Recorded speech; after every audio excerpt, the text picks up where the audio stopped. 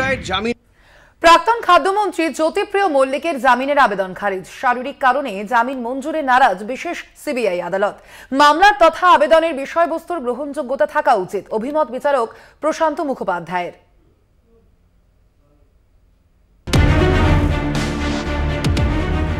Ration দুর্নীতি কাণ্ডে অভিযুক্ত জ্যোতিপ্রিয় মল্লিকের জামিনের আবেদন এর আগেও এই আদালতে খারিজ হয়েছে। মন্ত্রিত্ব হারানোর কয়েকদিন পরেই 17 ফেব্রুয়ারি সেই আবেদন খারিজ হয়। গত বছরের অক্টোবর মাসে ইডি তাঁকে গ্রেপ্তার করে। সেই সূত্রে এ নিয়ে দ্বিতীয়বার তিনি এই আদালতে জামিনের আবেদন করলেন। প্রথমবার তিনি দাবি করেছিলেন রেশন দুর্নীতির সঙ্গে তাঁর কোনো সম্পর্ক নেই।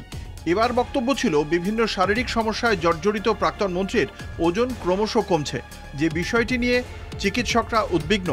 তাঁর শারীরিক অবস্থার কারণেই অন্তত 1 মাসের জন্য জামিনের আবেদন করা হয়, যদিও তাঁর গ্রেপ্তারের আইনি বৈধতা সম্পর্কে কোনো প্রশ্ন তোলা হয়নি। পিএমএল এর 19 ও 45 ধারা এনফোর্সমেন্ট ডিরেক্টরেট সঠিকভাবে অনুসরণ না করলে অভিযুক্ত জামিন পেতে পারেন, কিন্তু জ্যোতিপ্রিয় মল্লিকের জামিনের আবেদনে এই 2 ধারা নিয়ে কোনো রকম সওয়াল জবাব হয়নি। শুধুমাত্র তাঁর শারীরিক অবস্থার অবনতির পরিপ্রেক্ষিতে জামিন প্রার্থনা করা হয়। পিএমএল আইনের 19-এর 1 ধারায় পরিষ্কারভাবে উল্লেখ রয়েছে, তদন্তকারী সংস্থা পিএমএল আইনে কোনো অভিযুক্তকে গ্রেপ্তার করতে হলে তার বিরুদ্ধে উপযুক্ত নথি এবং প্রমাণ জোগাড় করতে হবে।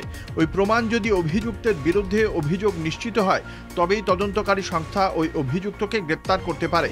কিন্তু তদন্তকারী সংস্থা যদি উপযুক্ত নথি এবং প্রমাণ ছাড়া অভিযুক্তকে গ্রেপ্তার করে এবং অভিযুক্তের পক্ষ থেকে বিষয়টি যদি আদালতকে সন্তুষ্ট করা হয়, সেক্ষেত্রে অভিযুক্ত জামিন পেতে বাধ্য।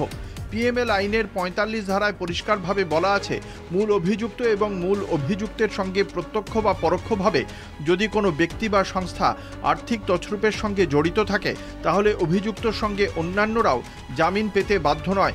এক্ষেত্রে অভিযুক্তকে প্রমাণ করতে হবে যে তিনি আর্থিক তছরূপের সঙ্গে প্রত্যক্ষ বা পরোক্ষভাবে কোনোভাবেই জড়িত নন। এ বিষয়ে আদালতকে সন্তুষ্ট করতে পারলেই আদালতে জামিন পেতে বাধ্য। এই প্রেক্ষাপটে ইডির আইনজীবী ভাস্কর বন্দ্যোপাধ্যায় বলেন, জ্যোতিপ্রিয় মল্লিকের চিকিৎসার বিষয়ে জেল কর্তৃপক্ষ বিশেষভাবে নজর দিচ্ছে। প্রয়োজনে তাঁকে এসএসকেএম হাসপাতালেও চিকিৎসা করা হয়েছে, তাই এই কারণে তাঁর জামিনের আবেদন গ্রহণযোগ্য নয়। 18 মে আবেদনের শুনানি শেষ হয়। এই দিন রায় ঘোষিত হলো।